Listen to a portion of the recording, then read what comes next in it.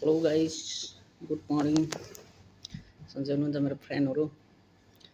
म चाहिँ फाइनली अब ब्रेकफास्टको टाइम भयो आज। यहाँको कटारको अहिले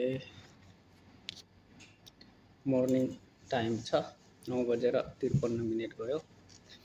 फाइनली म नास्ता गर्न लाग्छु हजुर साथी हो।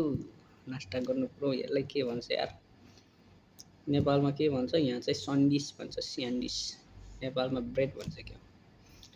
यहाँको विदेशको पपुलर ब्रेकफास्ट हो क्या यो। छिटोको छिटो, मिठोको मिठो, खतरा छ हजुर, राम्रो छ।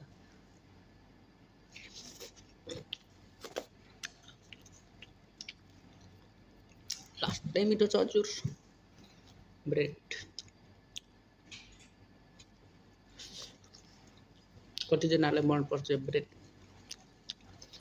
भन्नु होला है साथी हो। लास्टै मिठो छ हजुर, दुधको साथ खानुपर्छ।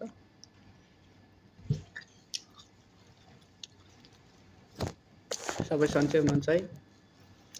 के गर्नु अब, हाँस्नुपर्छ। हाम्रो लाइफलाई स्वस्थ राख्नको लागि सधैँ हाँसी खुसी रहनुपर्छ। हाम्रो फ्रेन्ड हो